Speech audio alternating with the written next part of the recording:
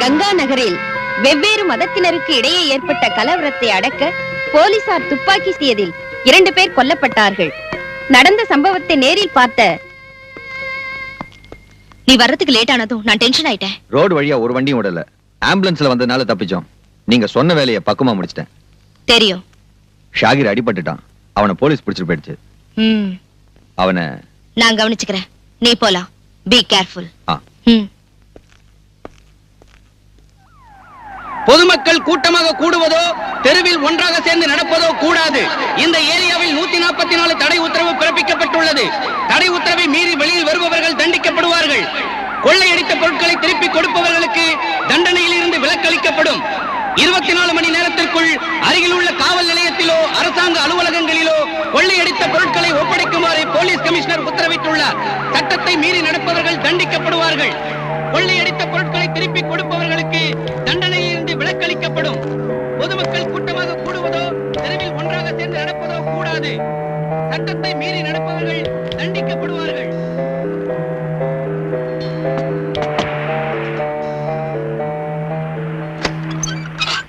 நீங்களா எங்க போயிருந்தீங்க? நீங்க வராம நான் ரொம்ப தவிச்சு போய். மெதுவா. நீ இதை பத்திரமா வச்சிருக்கணும். யாருக்கும் தெரியக்கூடாது. நான் அப்புறமா வரேன்.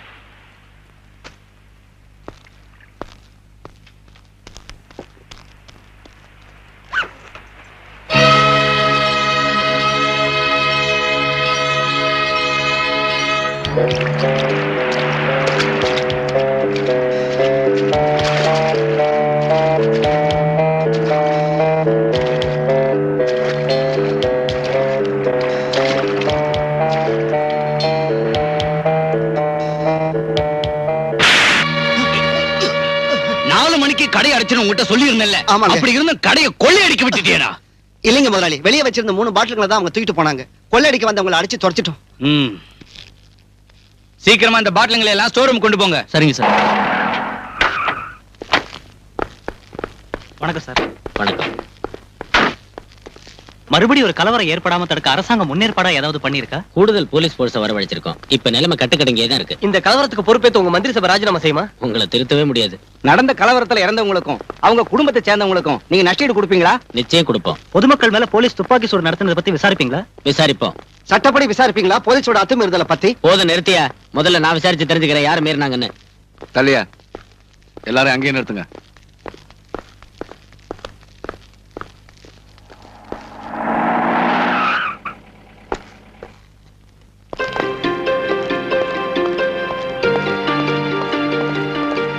எங்க போய் சுத்திட்டு இவ்வளவு லேட்டா வரீங்க? நான் இங்கேயே சுத்திக்கிட்டு இருக்கல சார். செத்தவங்க அங்கேயே போட்டுறதா? அந்த டெட் பாடிஸை போஸ்ட்மார்ட்டத்துக்கு அனுப்ப வேண்டாம். அந்த வேலையா இருந்தா கொன்னது நீங்க தானே. மீதியை உள்ள போய் சொல்லுங்க. அமைதியான முறையில ஊர்வலமா போனவங்க மேல துப்பாக்கி சூடு நடத்தி கொல்றதுக்கு உத்தரவு போட்டது இன்ஸ்பெக்டர் பல்ராம் தான். முன்கோபக்காரனான இந்த போலீஸ் ஆபீசர் இதுக்கு முன்னாடி செஞ்ச கொடூரமான கொலைகள் எல்லாம் நமக்கு தெரிஞ்ச விஷயம். இதுக்கு மேலேயே இந்த ஆளு டிபார்ட்மெண்ட்ல வச்சுக்கிட்டு இருக்கிறது போலீஸ் டிபார்ட்மெண்ட்டுக்கும் அரசாங்கத்துக்கும் பெரிய அவமானம். நான் சொல்றேன், பல்ராம பத்தி பார்ட்டியில் உள்ள அங்கத்தினர்களுடைய எதிர்ப்பை தான் நான் இங்க பிரதிபலிக்கிறேன். சகாதேவன், பார்ட்டி விஷயத்தை பத்தி எல்லாம் இங்க பேசாதீங்க. நேத்து நடந்த சம்பவத்தை பத்தி தான் நான் விசாரிக்கிறேன். அந்த இன்ஸ்பெக்டர் எங்க?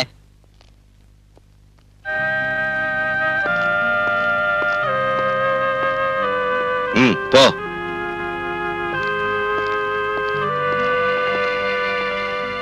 இதோட அவன் தொப்பியை கழட்டிடணும் சார். இன்ஸ்பெக்டர் பல்ராம், உங்க மேல நிறைய குற்றச்சாட்டுகள் வந்திருக்கு. அதுல இப்போ நேத்து நடந்த சம்பவத்தை பத்தி தான் நான் விசாரிக்கிறேன். எந்த சூழ்நிலையில நீங்க துப்பாக்கி சூட்டுக்கு உத்தரவிட்டீங்க?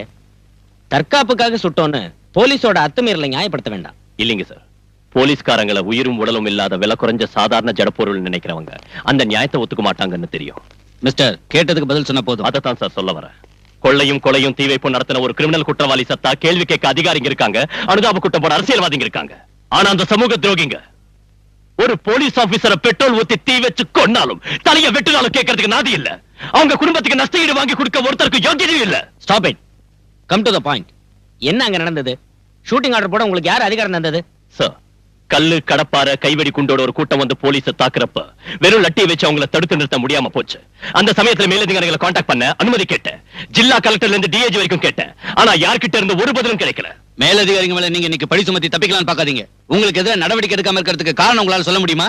நடவடிக்கை எடுக்க வேண்டியது குற்றவாளிகளுக்கு எதிராக தான் சார். காம்தாஸ் ஸ்ட்ரீட்ல கொள்ளையடிச்சவங்களையும், கிஸ்டா ஜுவல்லர்ஸ் சூறையாடி அதோட உரிமையாளரை கொன்னவங்களையும், போலீஸ் வாகனங்களை கொளுத்தி பொது சொத்துக்களை நாசப்படுத்துறவங்களையும் சுதந்திரமா வெளியே விட்டுட்டு என்ன குற்றவாளி ஆக்குறது துப்பாக்கி சூட்டுக்கு உத்தரவு போட்டதால தான் அது நான் செஞ்ச குற்றமே இல்ல. ஒரு போலீஸ் ஆபீசர்ங்கிற முறையில் அது என் டியூட்டி. அதுல 2 பேர் தான் செத்தாங்க. ஆனா எத்தனையோ உயிர்கள் காப்பாற்றப்பட்டிருக்கு.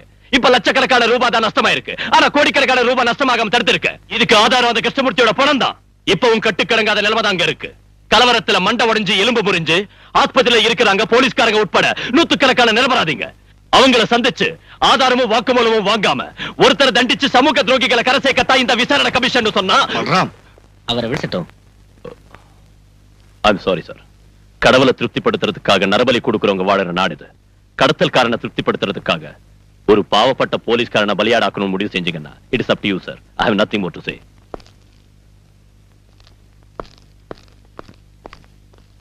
He is an outspoken idiot. எனக்கு என்னமோ அவர் சொன்னதுல நியாயம் இருக்குன்னு தோணுது. இந்த இடத்துல எப்படி பேசணும் புரியாத rascal. What nonsense are you talking there? Truth, the whole truth, nothing but truth. You? Sir.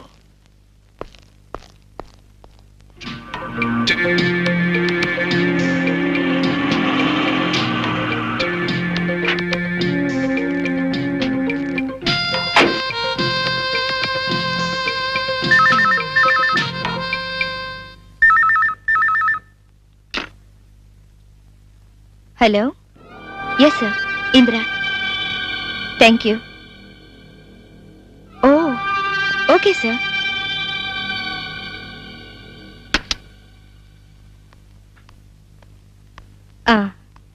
எனக்கு இப்பதான் கல்ஃப்ல இருந்து போன் வந்துச்சு. இங்க நடந்த விஷயங்களை தெரிஞ்சுக்கிட்டு கங்க்ராச்சுலேட் பண்ணாங்க. அது சரிங்க. இங்க நடக்கிற விஷயங்களை இவ்வளவு சீக்கிரமா வெளிநாட்டுல இருக்கிற நம்ம தலைவர் தெரிஞ்சுக்கிறது ஆச்சரியமா இருக்கு. இல்லனா அவர் எல்லாருக்கும் தலைவரா இருக்க முடியாதுங்க ஹுசைன்.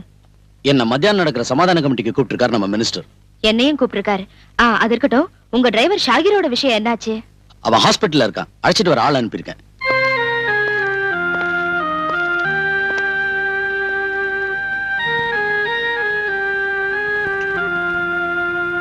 அனுமதி இல்லாம இங்க இருந்து கூட்டி போக முடியாது. எங்களுக்கு டாக்டரோட அனுமதி வேண்டாம். ஆனா போலீஸோட அனுமதி வேணும். கஸ்டடியில இருக்கிற குற்றவாளி இவன். வெளியே அனுப்ப முடியாது. இது ஒண்ணும் நியாயம் இல்ல சார். மரியாதையா உள்ள கூட்டிட்டு போ. அது சரி.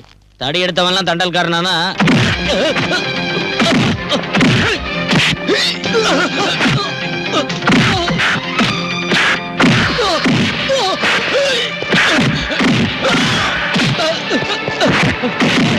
யாரும் அவங்களை அனுப்புறது? சொல்றேன் சார். ஹுசைன் சாஹிப் காம்தாஸ் சீட்டை கொள்ளையடிச்சது அவன் தானே? காரணம் மேடம். அப்போ வியாபாரிகளுக்கு நஷ்ட ஈடு கொடுக்கணும். 4-5 லட்சம் ரூபாய்க்கு மேல எனக்கு தான் நஷ்டமாயிடுச்சு. அதான் சொன்னேன்ல, பரிசீலிக்கிறோம். இப்ப சமாதான கமிட்டியை உண்டாக்கிட்டோம். இனி நாட்டுல நீங்க எல்லாரும் சேர்ந்து அமைதி உண்டாக்கணும். கமிட்டிக்கு சேர்மன் திருமதி பேரை மறந்துட்டேன். மேடம். மேடம். மேடம் தான் தலைமை தாங்கணும். ஷூர். அப்ப சரி.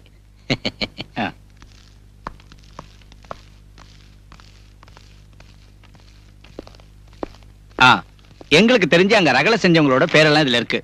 அவங்க மேல நடவடிக்கை எடுக்கணும்.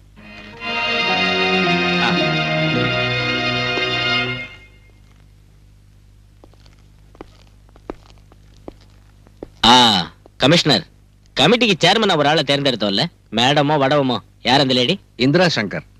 இங்க இருக்கிற விஸ்வபாரதி இங்கிலீஷ் மீடியம் ஸ்கூல்ல நடத்திட்டு இருக்காங்க. அதோட சீ ஃபுட் எக்ஸ்போர்ட் இந்த மாதிரி பல பிசினஸ் அவங்களுக்கு இருக்கு. ஓஹோ. என்ன இருந்தாலும் கலகக்காரங்க சமாதானமா போவாங்கன்னு எனக்கு தோணல. தீவிரமா ஆக்ஷன் எடுக்கணும்.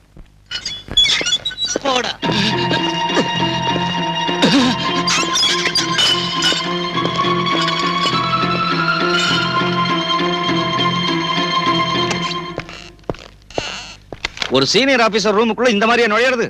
உனக்கு மேனேஜர் தெரியாதா? Sorry sir. May come in sir. உனக்கு என்ன வேணும்?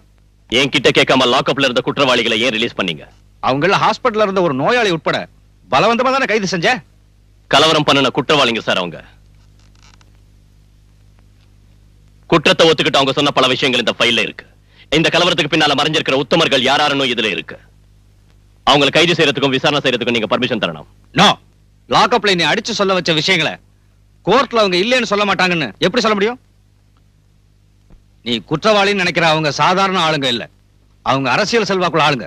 இங்க உள்ள போலீஸ் கமிஷனர் இருந்து கான்ஸ்டபிள் வரைக்கும் கையேந்தி நிக்க வைக்கிற பெரிய மனுஷங்க அவங்க. பல்ராம், அவங்களுக்கு பயந்துதான குற்றவாளிகளை வெளியே விட்டீங்க. பணத்தையும் செல்வாக்கையும் பயன்படுத்தி கங்கா நகர் நான் விசாரணை செஞ்சு கண்டுபிடிச்சேன். இந்த கலவரத்துக்கு மத பிரச்சனை காரணம் இல்ல. ஆதாரம் இல்லாம வாதாடி பிரயோஜனம் இல்ல. Can you prove that? இது உண்மைதான் சார். உண்மையை நம்பி கோர்ட் தண்டனை விதிச்சிருந்தா இந்த யூனிஃபார்ம் போட்டுக்கிட்டு நீ என் முன்னால் நின்னுக்க மாட்ட. ஒரு கிரிமினல் குற்றவாளியா இருந்தாலும் சத்யராஜ் நீதானே சுட்டு கொன்ன. பொதுமக்கள் முன்னால வச்சு நீ அவனை ஓட ஓட விரட்டி சுட்டு கொன்னாலும் ப்ராசிக்யூஷனால குற்றத்தை கோர்ட்ல நிரூபிக்க முடியலையே. சந்தேகத்தின் அடிப்படையில் நீ விடுதலையே வெளியே வந்துட்ட. அதுக்கு முன்னால் நீ எத்தனை பேர் இந்த மாதிரி முரட்டுத்தனமா சுட்டு? Sir please stop it please.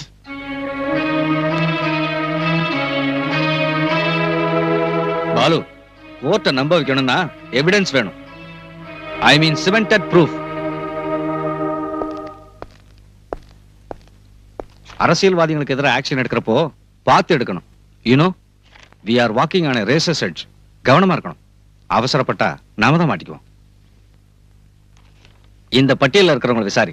Sahadevan தெரியாது, பெரிய அரசியல்வாதி சார். அவர் தந்த லிஸ்ட் தான் இது.